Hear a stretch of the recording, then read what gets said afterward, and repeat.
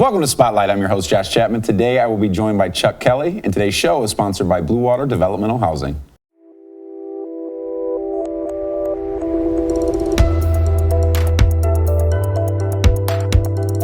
Chuck, how are you? Long time no see. Josh, I'm great, and I'm really happy to be here to talk about the YMCA. Well, I am happier because normally the roles are reversed, so this is the easy job. I'll just give it to you, and you'll make us look good. So, Chuck, for those that don't know, obviously the Y has been a part of the community since the community has been a community. But will you tell the audience, how did you get involved in the Y? I'm a Y lifer, literally. I learned to swim at the old Y when I was 5 years old. And when I talk about the old Y, I don't mean the Y on 4th Street. I mean the Y on 6th Street. Okay. And so beginning with learning how to swim at 5, I've been involved with the Y my entire life. And it's been incredible. It's been great for me. It's been great for my family. And I know that the community is benefited so much by the YMCA, and I appreciate the work that you do and all the work that everybody involved with the Y does for those involved with the Y and the community as a whole. Well, thank you. So you learned how to swim at the Y in your youth. Have you done anything in terms of volunteerism at the Y or any projects at the Y? I served as a board member twice, back in the late 70s and the early 80s, and was chairman of the board. And then back in the 1990s, I served on the board again. I've also had the opportunity to serve on the Y Foundation. And in those roles, I've been involved in the Open Arms campaign, which we're now in the midst of. And what we're doing is we're raising money to help to bring the Y services to a range of people, and particularly for kids. And I'm telling you, obviously, what you know. For example, the Y teaches kids to swim, hundreds each year. The Y has its CATCH program where it goes into schools and helps develop kids. The Y does work not just for kids, but for senior citizens. I obviously now am a senior citizen. Those are your words, not mine, Chuck. Well, and I see all the things that the Y does for senior citizens. And the money that's donated through the Open Arms campaign goes to fund all those different programs, again, throughout all ages involved in the YMCA. And we're fortunate that we have so many people that are so generous and give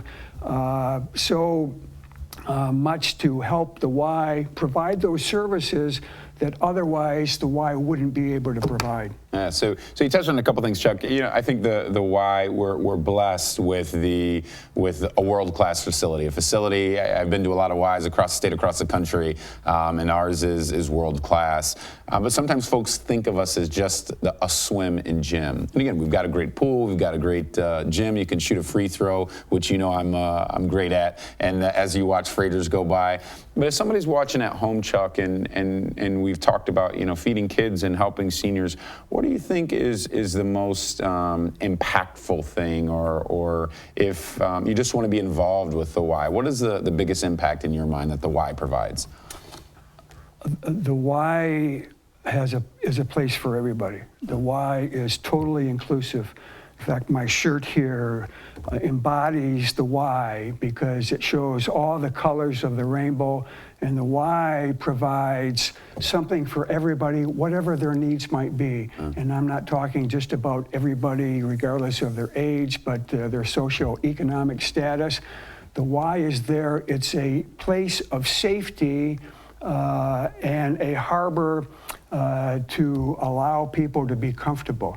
And while I exercise at the Y, and that's been important for me my entire life, what's more important to me is the friendships and the relationships I've developed at the Y. And that's what keeps me going to the Y, even beyond the physical facilities, the relationships that you develop. Yeah, and I think that's paramount, especially in today's climate of everyone, regardless of where you live, where you come from, who you love, what you have, what you don't have, having that safe haven or safe space where none of the outside stuff matters within the four walls. So Chuck, if obviously everyone at home that's watching this is thinking, well, gosh, I want to be involved with the Y now. What are some of the ways that they can get involved? I think anybody that wishes to be involved, there's a place for them at the Y. And what they can do is contact the Y, contact Leanne at the Y. But you can give, and obviously giving money is very important to the Y, and you can give in a lot of different ways. You can give generally, you can give to specific programs, you can also be involved by offering to provide your time for the Y, whether it be being a coach for a basketball team within the Y's kids program, whether it's helping out at the front desk. There's all kinds of different ways. I'm very sure that if anybody wants to offer their time, that there's going to be a place for them at the Y. And I'm also absolutely sure that they're going to be very satisfied. My experience is no matter how much you may give to the Y, you get more in return, because it's so satisfying to be part of something bigger than yourself. And that's what the Y is all about. Chuck, I couldn't have said it better if I were paid to say it better. And I appreciate all that you do for the Y and coming out here and taking me off the hook today. It's my pleasure. Thanks, Josh. And thank you for joining us on Spotlight.